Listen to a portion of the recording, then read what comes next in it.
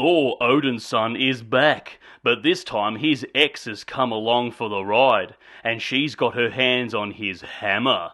Also, Christian Bale looks like he walked off the set of Mad Max Fury Road and begins slaughtering gods because they're being dicks. Strap yourself in for this month's Marvel content with Thor, the Fourth One. Hello there, you loose units, and welcome back to another episode of Spicy Boy Reviews. I'm, of course, your host, Andrew Iles. That's right, newest Marvel content, Thor, Love and Thunder, directed here by Taika Waititi, who is coming back off directing the third Thor film, Ragnarok. Here we get Christian Bale cosplaying as a war boy from Mad Max Fury Road, and he's upset because he's lost his daughter and he's in grief. Here he meets his god straight after the death of his daughter, and it seems that this god is a bit of a dickhead and doesn't give two tosses about Gorr's daughter passing away. So there's a badass looking sword that can kill gods in, about arm's length, and it goes full-blown Green Lantern on Christian Bale character's Gorr and chooses him to slaughter gods. Then we pick up where we last left Thor. That's right, saving the universe with the Guardians of the Galaxy. All explained to us in a little prologue. What's that?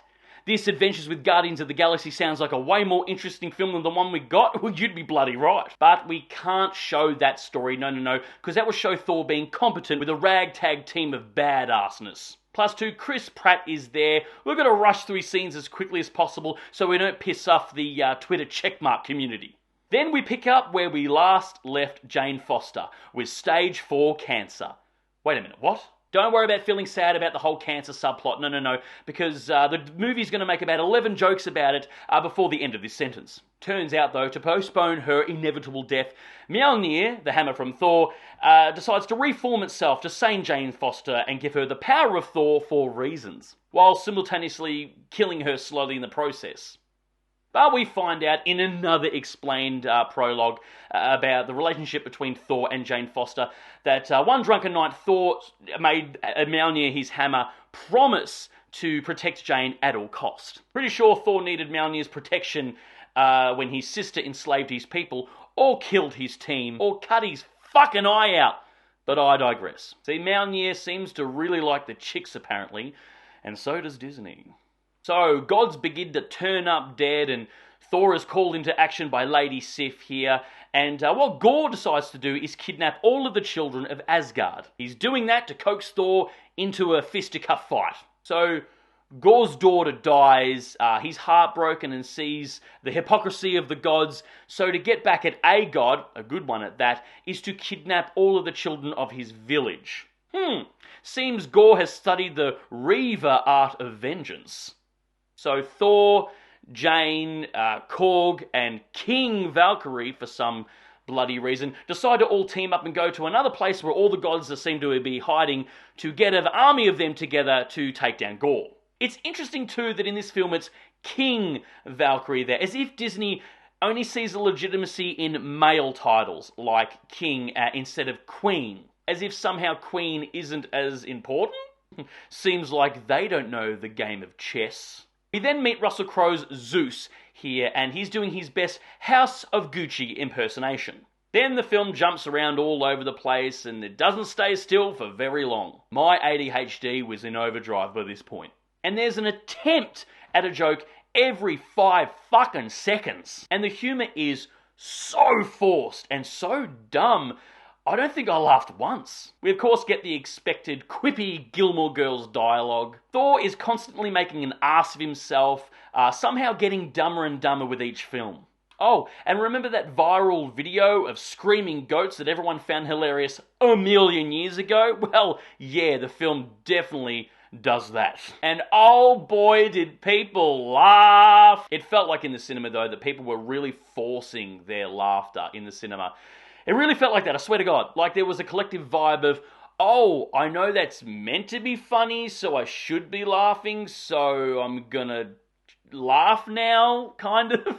The film goes full-blown Disney and becomes a legit kids' film. And like Disney do, Disney insert their usual things you'd expect in a Disney property now. There's mention of orgies. Korg is now gay with 2 gay dads. See, America Chavez, you're not the only one. Even though Korg mentioned in Ragnarok that he hates his mother's boyfriend. But see, Taika's even destroying his own law. Valkyrie is still thirsty for the puss in a very easily edited out mini scene for foreign markets. There's also a love triangle between Stormbreaker, Mjolnir and Thor. And of course, Marvel do the obligatory, contractually obligated formula that they do in all of their products now, it seems, by balancing out our strong male hero here with two strong female characters. Wash, rinse, repeat. Marvel continued down the path of laughing at Thor's pain, constantly shitting on him as the movies progress, making him even more of a bigger child and more of a bigger idiot as films go on. But don't worry about it, here's a shit joke. Laugh, you whores! We get a climactic battle where Thor leads his electrified child army to fight Gorr and his army of spider creatures. Yep, that's a fucking sentence that's accurate and true. Jane, of course, gets her third wave femo moment here when Gorr calls her Lady Thor. So she, of course, cracks the shits and says, "It's Mighty Thor, or I'll accept Dr. Jane Foster, as subtle as a sledgehammer." And then some shit happens where it's anticlimactic. Jane dies, spoiler alert, or she sacrifices herself, or Mjolnir kills her, or the cancer got to her. I don't fucking know or care. And by the end of the film, we wrap it up where Thor is a stay-at-home dad, cooking pancakes, wearing a frilly apron, and taking his new daughter's sass. I guess we know what the next Disney Plus show is going to be. Full House, Love and Thunder. Disney, just chop off Thor's balls. Just fucking do it in the fifth film. We know that's what you really want to do. You've deconstructed him enough now. Just neuter him already. There's a lot of shonky CGI, like cartoon level bad. And the film was obviously made all in a computer and just a vomit of bright colours and of course becoming a CGI bukkake party. The script is horrendous, like it's bad. Really, really bad and contradictory. It's nowhere near as fun as Ragnarok.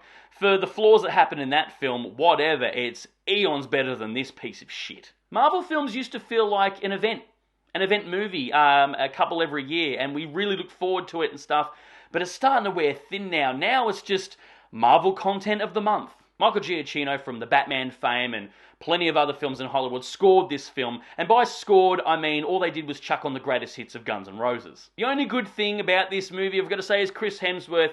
He's a delight to see on screen. He makes it work even with garbage shit material. And Christian Bale looked like he seemed he was having fun. He played up the villain role really well. He was chewing up the scenes like it was Hubba Bubble Bubblegum. Unfortunately, he's only in like fucking 3 scenes. I mean, he was probably in more, I don't know, but it felt like 3. I don't know why Valkyrie was there, to be honest. She had no character arc. She was there until she wasn't. Korg didn't need to be there either. I know he's meant to be the hilarious sidekick, but everyone in this film is trying to be the hilarious sidekick. It's obviously an ego insert by a narcissist.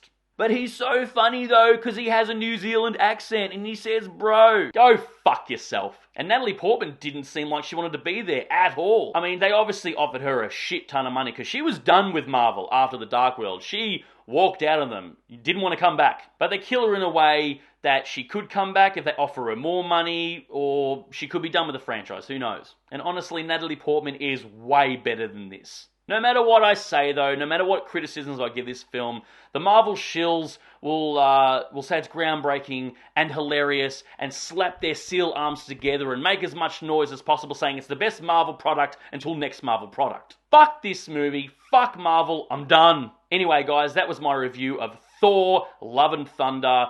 I thought it might have been the last saving grace, being one of the OG characters of the Avengers coming back, but nah. Guys, write down below if you've seen this film. What did you think of it? Who's your favourite Marvel character, if you've still got one, if they're even around anymore? And of course, if you've made it this far into the episode, please give me a thumbs up, because your love and support keeps me going, because I just love movies, good movies, and I assume you do as well. And of course, don't forget to hit that subscribe icon, because we give out episodes weekly, and we'll see you back here next week for the next review, and until then, stay spooky, kids.